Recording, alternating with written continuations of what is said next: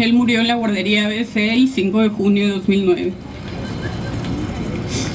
Un día como hoy, hace 5 años, a esta hora mi esposo y yo estábamos en un rincón de un hospital, rogando a Dios con toda nuestra fe que nuestro hijito estuviera bien. Por la mañana lo habíamos dejado en la guardería, sano, feliz, y cuando regresamos la guardería era un caos. Después de dejarlo a él, fuimos a dejar a sus 2 hermanos mayores a sus escuelas y mi esposo y yo nos fuimos a nuestras labores cotidianas. A las 2 de la tarde recogí a Brandon y Estefanía, mis otros 2 hijos, y me dirigí a casa. A Yeye lo iba a recoger su papá más tarde, ya que durmiera la siesta. Camino a casa, a lo lejos, vi mucho humo.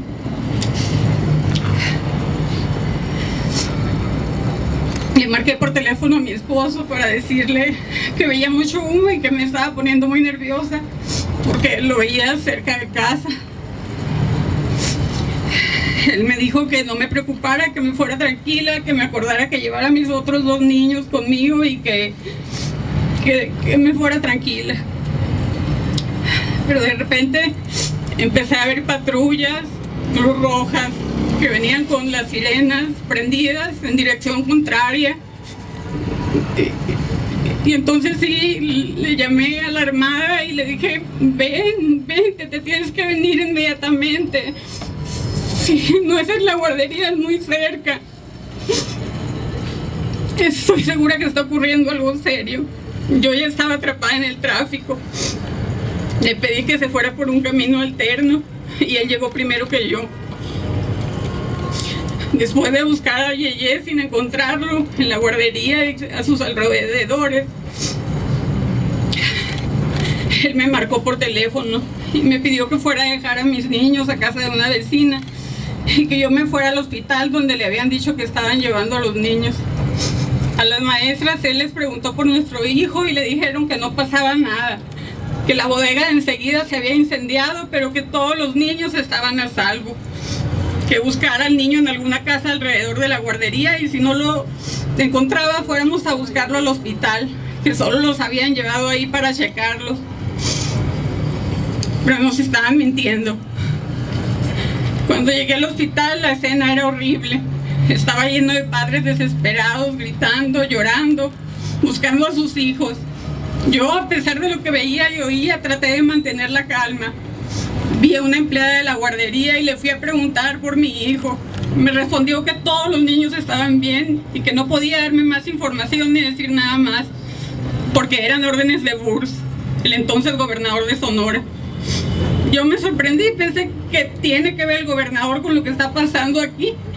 Entonces decidí ignorar su comentario y seguí intentando recibir información de mi hijo con los médicos y las enfermeras del hospital. Las empleadas de nuevo mentían, porque sí sabían que los niños estaban mal. Y desde ese momento se empezó a hacer evidente que ahí iniciaba un largo camino de mentiras, en el cual nos daríamos cuenta que lo que menos les importaba a los responsables y a las autoridades eran nuestros niños. Ellos trataron de impedir que se nos diera información a los padres. Ellos querían que no nos diéramos cuenta de la magnitud de la tragedia, para así empezar con el encubrimiento a los asesinos, los dueños de la guardería, que eran servidores públicos, parientes del gobernador y de la entonces primera dama de México, Margarita Zavala, así como también al IMSS y sus funcionarios, que habían otorgado el permiso para que la guardería operara, sin antes hacer una supervisión minuciosa. Es inconcebible que apenas 10 días antes del incendio, el día 26 de mayo del 2009, se llevó a cabo una revisión en la guardería y sus instalaciones. Y la evaluación que a la guardería se le dio fue de excelencia. Se le felicitaba a todo el personal y se hablaba de instalaciones cómodas y seguras para los pequeños. No se dieron cuenta o simplemente no quisieron denunciar que las puertas de emergencia estaban selladas, que el material con el cual estaba construida la guardería no era seguro, sin verificar extintores, sin hacer ningún señalamiento de las irregularidades que después se hicieron evidentes con el incendio. La guardería BC era una guardería maquillada. Yo tenía plena confianza en que era un lugar seguro para mi hijo. Mis dos hijos mayores también estuvieron ahí.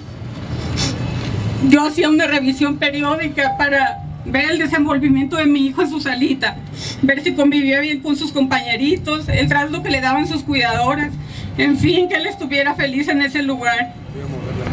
Yeye fue un niño muy apegado a nosotros, muy querido, muy deseado. Desde recién nacido, él nació con reflujo, un reflujo muy severo. Y esto creó un lazo muy especial entre nosotros porque él durmió durante 1 año y medio en mi pecho. Aún puedo sentir su respiración. Aún puedo sentir los latidos de su corazón. Lo metí en la guardería al 1 año y medio. No lo metí antes porque pensé que le podía pasar algo si no estaba conmigo. Él no estaba acostumbrado a estar sin nosotros y a estar con niños de su edad. Considerando esto y por recomendación de su pediatra decidimos que era hora de ir a la guardería. Yo creí que lo único que tenía que verificar en su estancia era que fuera bien cuidado, atendido, que estuviera cómodo, que estuviera feliz. Pero desgraciadamente me equivoqué. Las autoridades no estaban haciendo su trabajo. Confié en el Seguro Social porque estaba enterada de las supervisiones que se hacían en la guardería y eso a mí me daba tranquilidad. Después de mi casa consideraba la guardería el lugar más seguro para que me cuidaran a mi bebé. Esta confianza que yo deposité en las autoridades correspondientes mató a mi bebé. Después de pasar 8 largas horas en ese rincón del hospital esperando oír por un altavoz el nombre de mi niño y poder correr hacia él, abrazarlo, de repente escuché por el micrófono la peor noticia de mi vida. Nos informaban que no todos los niños estaban en ese hospital y que había 24 niños muertos. Que los papás que aún no encontrábamos a nuestros bebés los buscáramos en otros hospitales o fuéramos de medicina legal a reconocer cuerpecitos. Yo me negué a ir a su lugar, no podía aceptar que mi niño pudiera estar ahí. Después de un rato, por insistencia de mi esposo, acepté ir, aunque estaba segura que ahí no lo encontraría. Pero desgraciadamente sí estaba ahí. Y a pesar de verlo físicamente a través de un cristal, yo seguía negando la horrible realidad. Mi niño estaba muerto. De su sepelio no recuerdo nada, solo estaba en silencio, sin llorar, sentía que era una pesadilla y que iba a encontrarlo después. Estaba en shock total. Y esto que me estaba pasando, después se complicó tanto que terminé internada en varias ocasiones en hospitales psiquiátricos porque estaba loca de dolor. Aún estoy loca de dolor. Mis otros 2 niños empezaron a manifestar alteraciones en su sistema nervioso. El mayor, Brandon, no hablaba, no quería ni mencionar a su hermanito. Y la niña todo lo contrario, lloraba todos los días.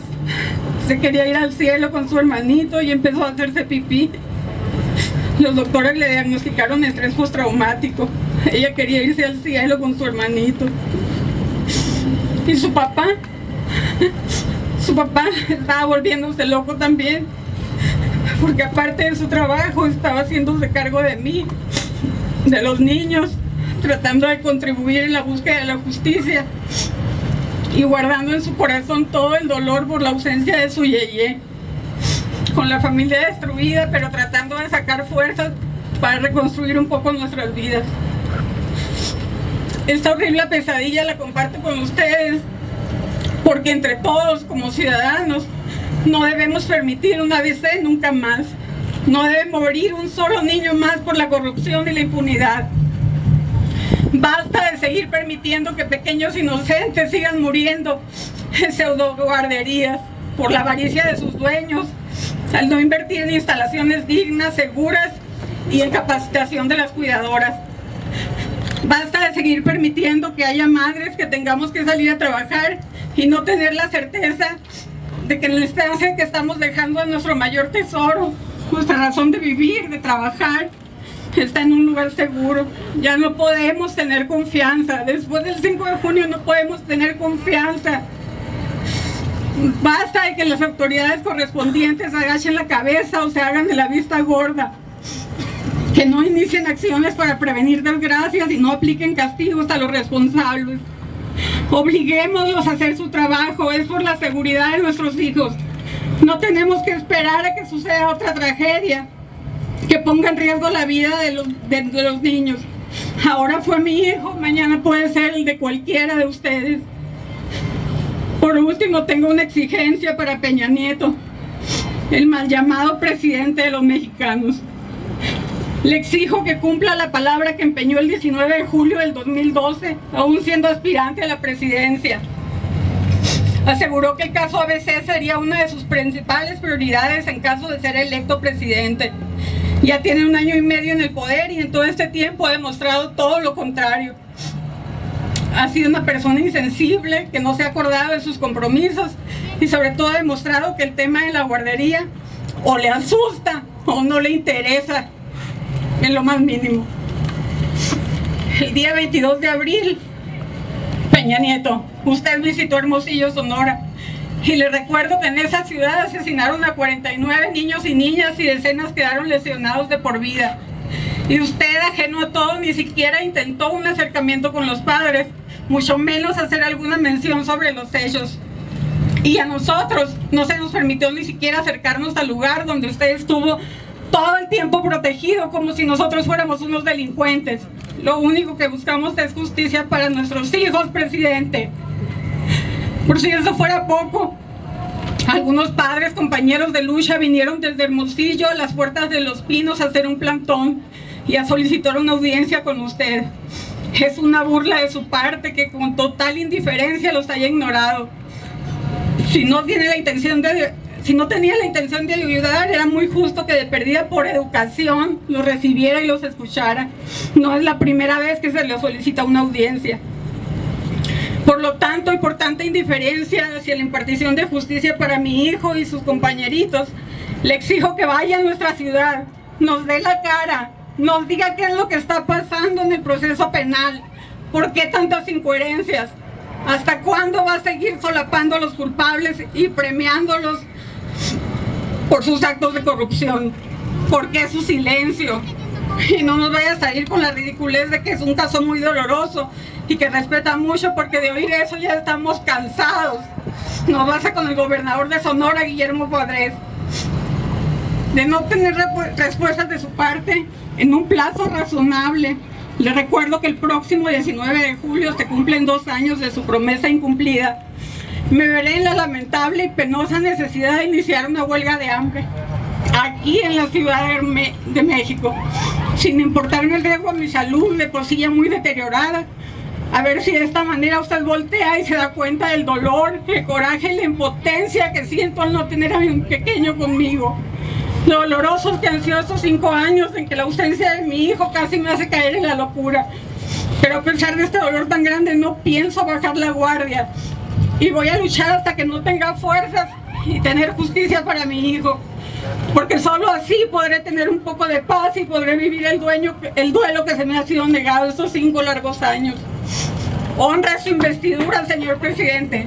Haga valer el poder que le confiere la ley y otorgue justicia a 49 inocentes que no debieron morir por culpa de la corrupción que hay en el país del que usted es presidente. ¿No cree que ya es demasiado tiempo? Si la horrible muerte de 49 niños no lo sensibiliza a usted y no hace caer todo el peso de la ley sobre los responsables, ¿qué podemos esperar de usted? ¿Qué garantías de seguridad le ofrece a la niñez mexicana? Justicia ABC, Peña Nieto. ¡Sí!